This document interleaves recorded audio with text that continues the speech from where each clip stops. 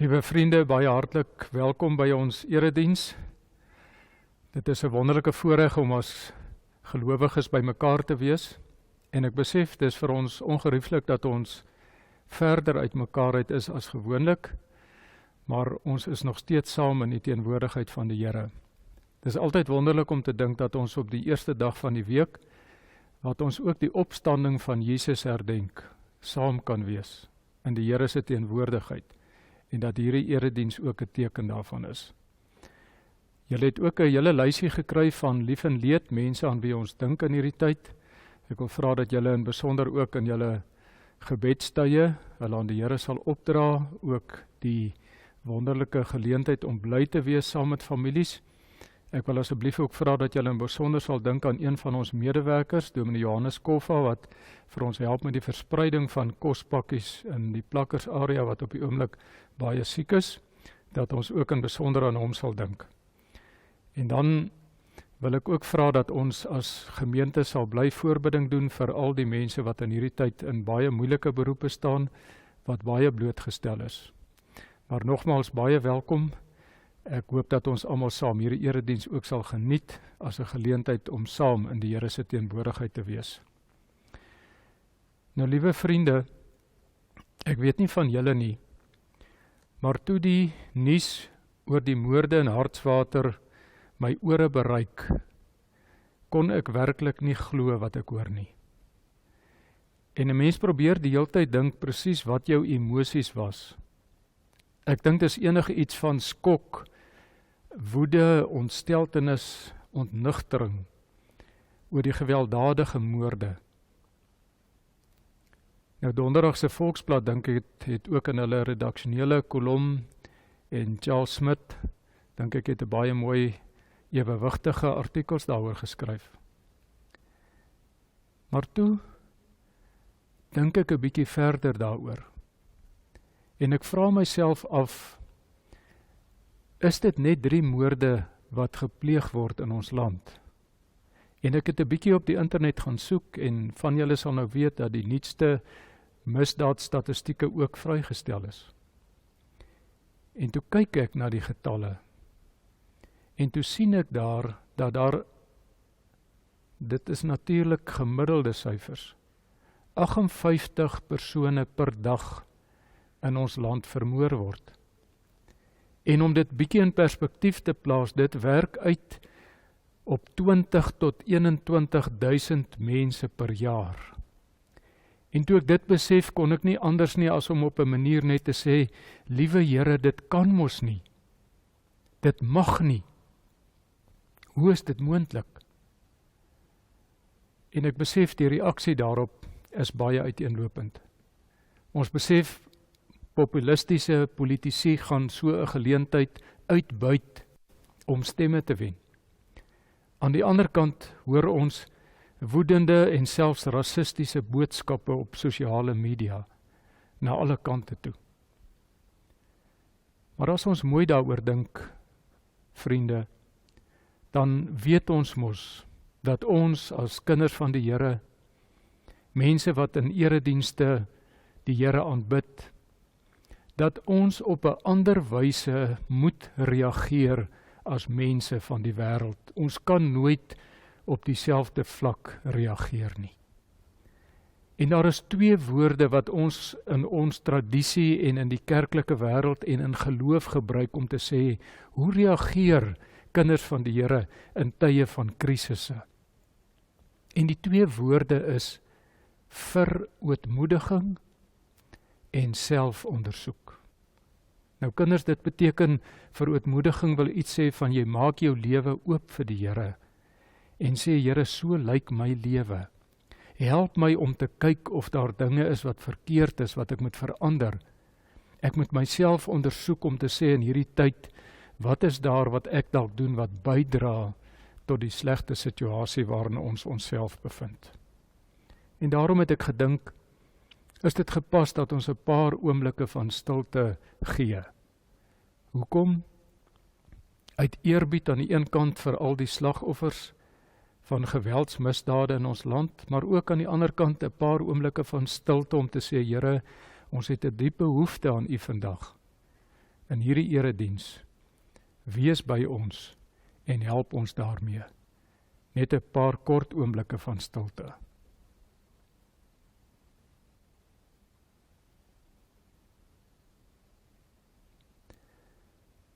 Liewe Here, ons begin vandag deur te onthou wat die profeet Sagaria aangekondig het. Amper soos 'n prentjie wat hy gesien het. Hy sê die inwoners van een stad sal na die van die volgende stad toe gaan en elkeen sal sê, kom ons gaan raadpleeg die Here. Ons gaan vra na die wil van die Here, die Almagtige. En dan sê die mense, ek gaan ook. Ek gaan ook saam. Amen. Geliefde vriende, ek groet julle in die naam van die Here wat gesê het, vra en vir julle sal gegee word. Soek en julle sal vind. Klop en vir julle sal oopgemaak word. Ons eerste lied is 'n gebed. 'n gebed vir Afrika, ook 'n gebed vir ons eie land, bekend as Plea for Africa. Dit word gesing deur Cantando at Bloem onder leiding van iemand wat aan ons baie goed bekend was, Bouwer van Rooyen, wat ook ons orgelis vir baie jare was. En kom ons gebruik die geleentheid om as dit ware saam te bid en hierdie woorde ook ons eie te maak.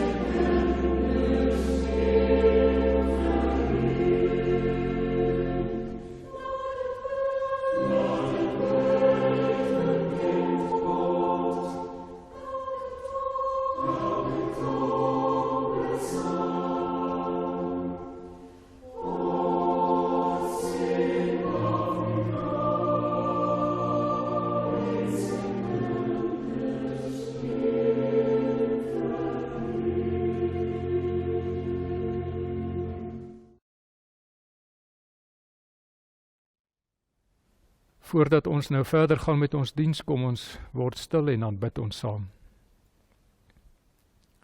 Here, saam met die psalmdigter in Psalm 139, kom ons dan met verootmoediging en selfondersoek voor U. En sê ons saam met hom, Here, U sien dwars deur my, want U ken my. U ken my gedagtes nog voordat hulle by my opkom.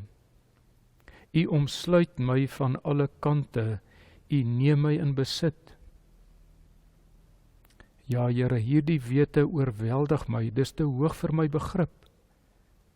En daarom bid ek, deurgrond my, o God, deurgrond my hart, ondersoek my, sien tog my onrus raak, en kyk of ek nie op die verkeerde pad is nie, en lei my op die beproefde pad. Amen. Liewe gemeente, liewe vriende, in tye soos hierdie, ook in ag genome die inperking waaraan ons onderworpe is. In tye soos hierdie soek ons na koers, rigting, soek ons na 'n pad vorentoe. Hoe kom ons hieruit? En die vraag dan, hoe behoort ons anders as die wêreld te reageer in krisisse soos hierdie? Nou, persoonlik help prentjies my baie om my gedagtes agter mekaar te kry. En ek kon nie help toe ek dink aan prentjies om te onthou dat paar jaar gelede was Nathaniel in Bloemfontein gewees. En terwyl ek stad toe ry toe, voer hulle 'n onderhoud met hom oor die radio. En tipies Nathaniel se droë humor, praat hy toe oor sy show wat hy aanbied. En ek dink hy is lank genoeg in die wêreld om te weet, nie almal hou noodwendig van dit wat hy doen en sê, en van sy shows nie. En toe sê hy dit op 'n baie oulike manier. Hy sê hy besef nie almal sal nou wil kom na sy show toe nie. Toe sê hy, maar moet nou nie ongelukkig wees en die hele tyd sit in top daaroor nie. En toe sê hy, gaan en pak 'n puzzle. Gaan bou 'n legkaart. En daarom wil ek julle nou uitnooi om saam met my 'n legkaart te bou. Ja, kinders, ons gaan 'n puzzle bou. Maar nie 'n gewone tipe legkaart nie. Ek wil hê dat ons bietjie dink aan 'n legkaart van ons eie lewe, waarin ons bietjie gaan kyk hoe lyk ons lewe en hoe pas ons daarin. En ons is baie bevoorreg as gelowiges dat ons die Bybel het. En in die Bybel is daar 66 boeke waar ons verskillende prentjies kry van mense se lewensstories. Kan ons maar sê legkaarte van hoe hulle lewe in mekaar gepas het.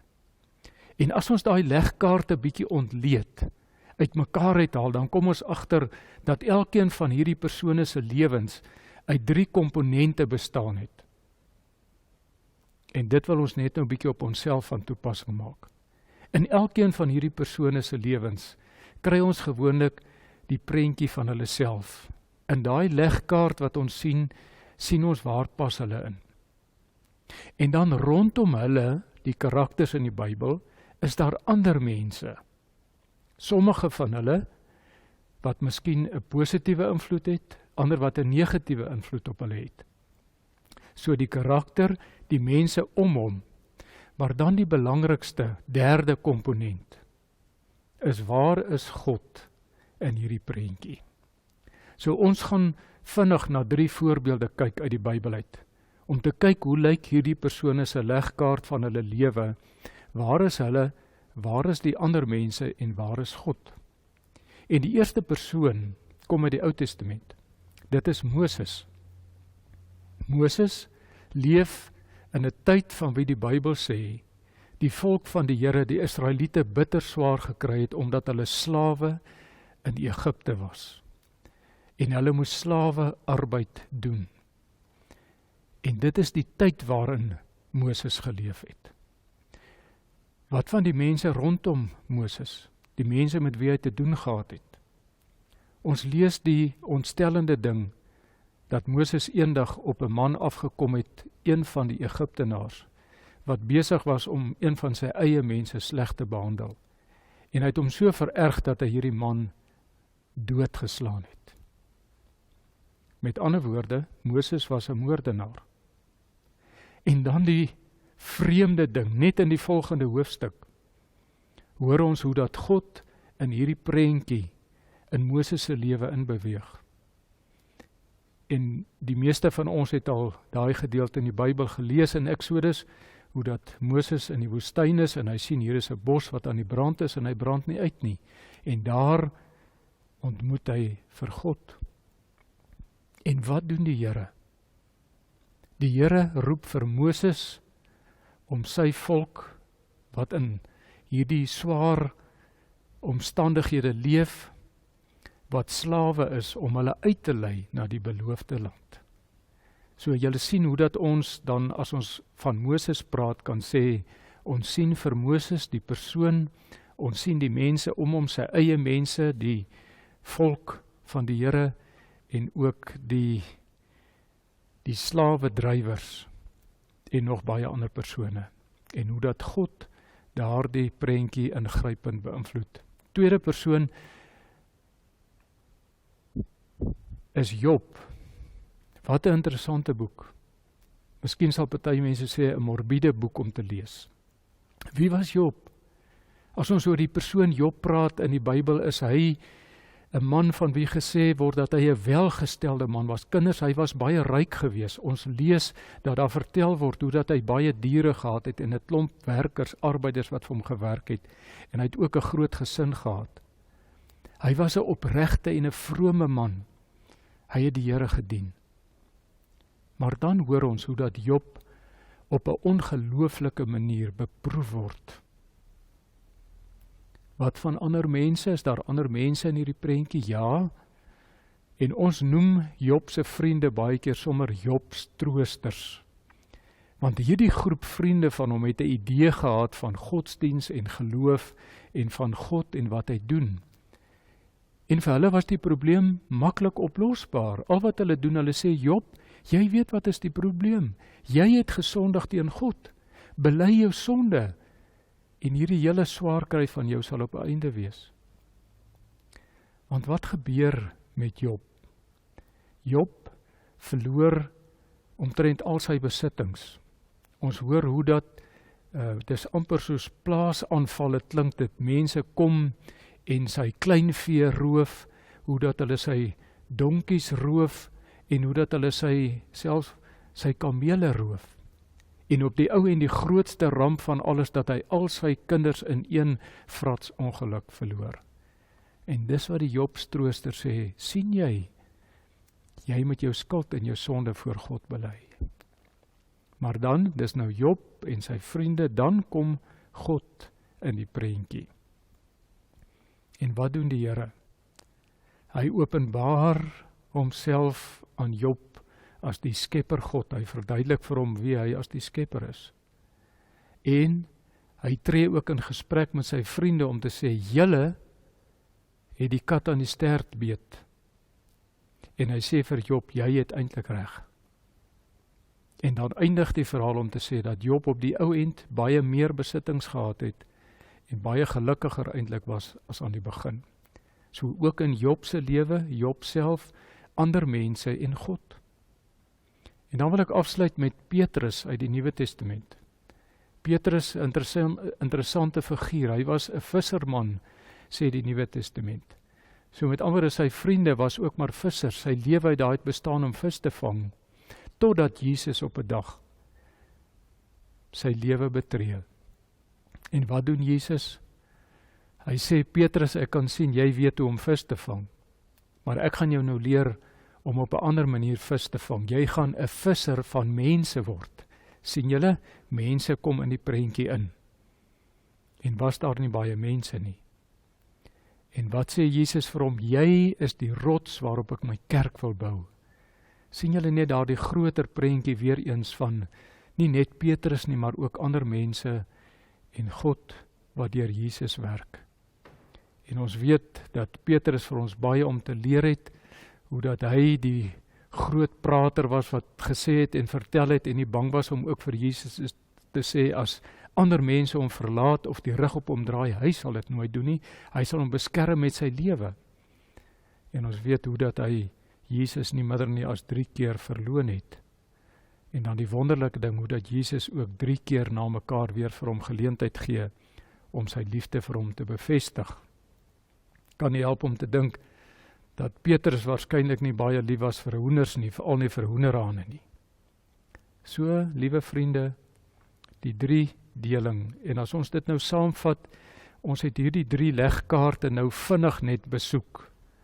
En as ons na hulle kyk, dink ek dis almal, kan ons maar sê, hoopgewende verhale wat ons gelees het. Gewone mense in gewone omstandighede, somtyds sleg, somtyds goed. Verder verander hierdie hele prentjie van hulle lewe dramaties, wanneer God in hierdie lewenslegkaart van hulle inkom. Sien ons hoe dat God se genade een persoon se lewe ingrypend kan verander. 'n ingrypende effek op daardie persoon het, wat weer 'n dramatiese uitwerking kan hê op ander mense, baie mense.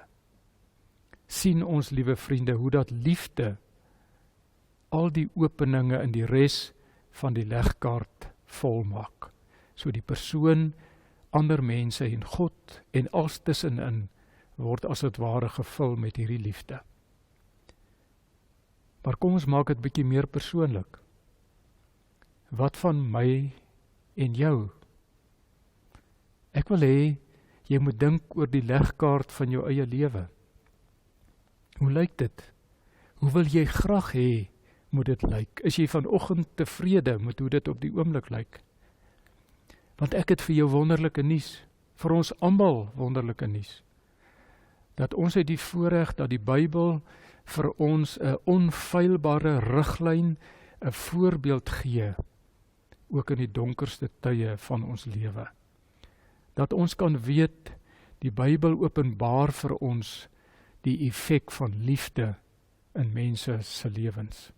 Hoe dat liefde jou vry maak om te lewe, nee, nog meer, hoe dat liefde jou vry maak om voluit te leef, en ook hoe dat liefde jou vry maak om vreesloos te kan lewe. Dink 'n bietjie oor hierdie 3 elemente in jou eie lewe. Waar pas jy op die oomblik in die legkaart van jou lewe? Watter rol speel jy daar? Watter rol speel ander mense? Watter effek het dit wat hulle doen of nie doen nie op jou? En dan die belangrikste, waar pas God in? En wat is die rol wat hy in die legkaart van jou lewe speel? Die evangelies in die Nuwe Testament vertel vir ons hoe dat mense vir Jesus gevra het. Wat is die grootste gebod? Want onthou nou, kinders, in die Ou Testament was daar honderde wette en gebooie.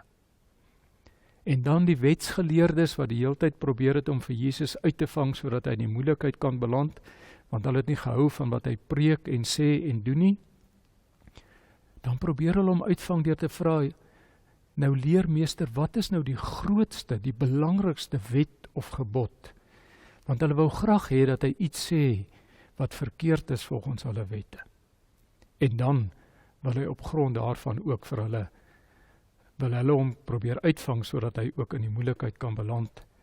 En op die ou end wou hy eintlik sy lewe geneem het. Ek vermoed daar's van julle wat gedink het, ek het vergeet van die skriflesing, ek het nie, ons kom nou by die skriflesing uit Lukas 10. Want in Lukas 10, 25 tot 37, hoor ons hoe dat Jesus in so 'n situasie gereageer het. En wil ek hê dat julle ook 'n bietjie dink oor dit waaroor ons die hele tyd praat. Oor ons eie posisie in ons lewe, ander mense en God. In Lukas 10 vanaf vers 25 staan daar was 'n wetgeleerde. Kinders, 'n wetgeleerde was amper soos in vandag se taal 'n professor in teologie, iemand wat goed geleer is, wat presies weet wat die Bybel sê. En hierdie wetgeleerde wou aan Jesus 'n strikvraag stel. Julle hoor, strikvraag. Hy wil Jesus as dit ware in die moeilikheid laat beland. Hy vra toe vir Jesus: "Meneer, wat moet ek doen om die ewige lewe te verkry? Julle hoor, die ewige lewe. Wat is dus belangrik? Jesus sê vir hom, wat staan in die wet van Moses geskrywe? Wat lees jy daar? En hoor hierdie wetgeleerde se mooi antwoord. Hy sê toe, jy moet die Here jou God lief hê met jou hele hart, en met jou hele siel, en met al jou krag, en met jou hele verstand, en jou naaste soos jouself. Hoor nou mooi, liefde vir God, en liefde vir jou naaste. Jy het reg geantwoord, sê Jesus vir hom. Maar dan wil Jesus bietjie die punt onderstreep waar dit gaan. Doen dit, en jy sal die lewe verkry. So dit help nie net om te weet daarvan, jy moet dit doen. Maar die wetgeleerde was nog nie klaar met Jesus nie. Hy gaan verder en sê, hy wil homself handhaaf en hy vra vir Jesus in vers 29, en wie is my naaste? Jesus gaan toe nader daarop in, en kinders, nou hoor ons hoe dat die Here, dat Jesus ook op 'n besondere manier 'n storie gebruik, 'n verhaal om te vertel wat hy bedoel. Toe 'n man, hulle sê nie wie die man was of wat se man nie, eenmaal op pad was van Jerusalem af na Jerigo toe, het rowers hom aangeval. Hulle het hom kaal uitgetrek en hom geslaan dat hy half dood bly lê en toe pad gegee. Dit gebeur toe dat daar 'n priester met daardie pad langskom. Nou kinders, 'n priester is amper maar soos die dominees van ons dag, die een wat eredienste hou en vir mense ook in die tempel bedien. En hierdie priester, toe hy hierdie man sien, gaan hy ver langs verby. Met ander woorde, hy het so 'n bietjie draai om hierdie man wat half dood daar lê geloop. Maar net toe het daar ook 'n leviet by die plek gekom. Nou kinders, 'n leviet is weer iemand wat by die tempel gewerk het.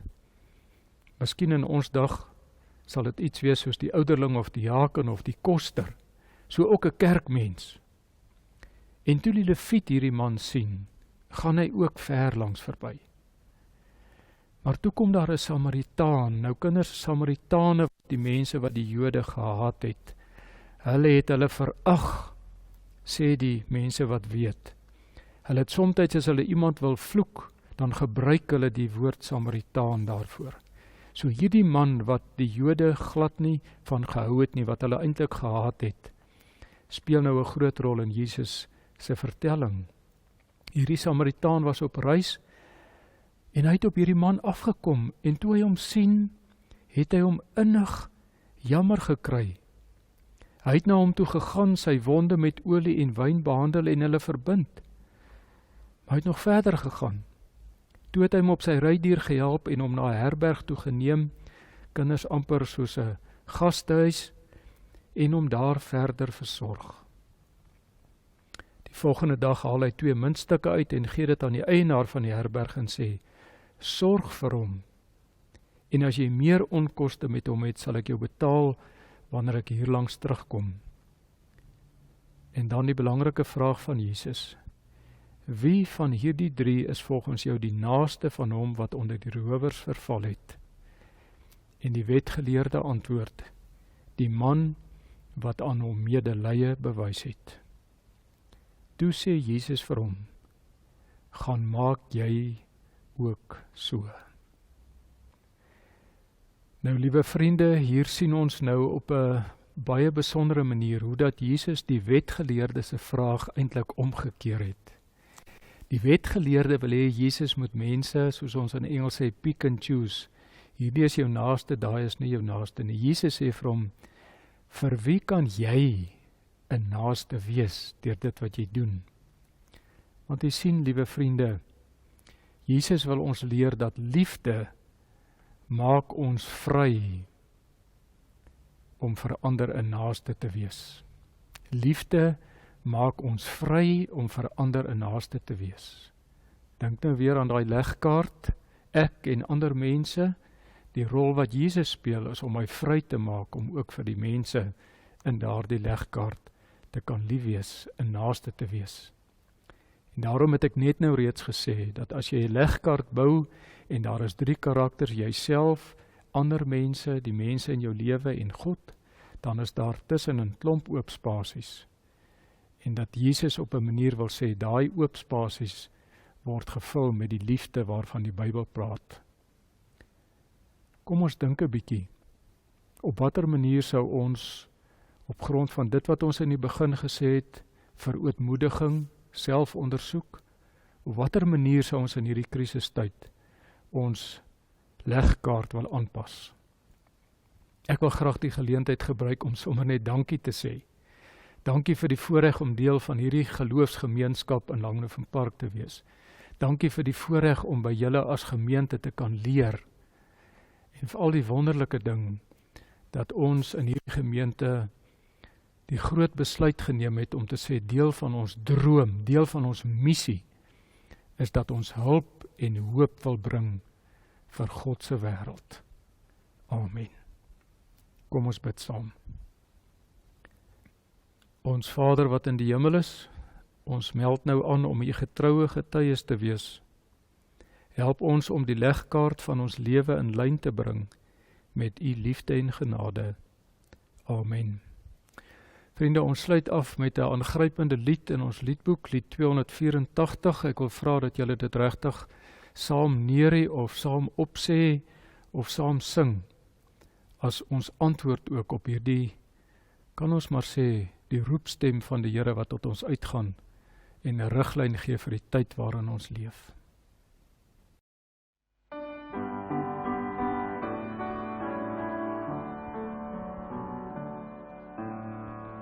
Laat die vrede my vloei, waar hartes laat ek daar in liefde bring.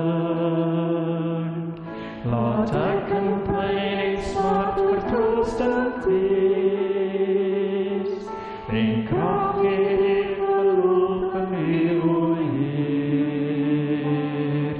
O Heer, help my om altyd so te leef, om ander hoor as myself te haal.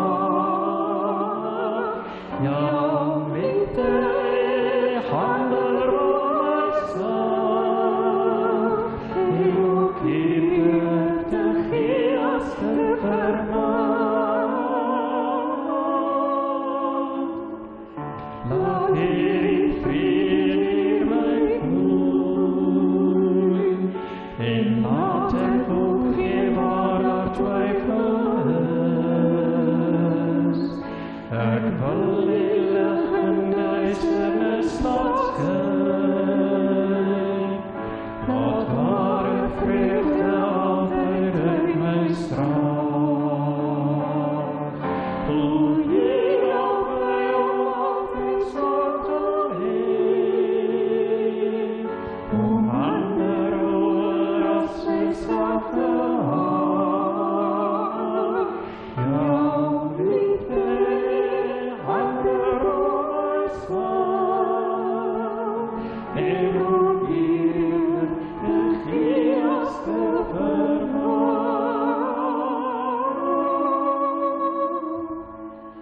Laat die vrede deur my vloei, leer my om soos u te kan vergeef. Maak my bereid om aan myself te sterf, dat ander al meer in my kan sien.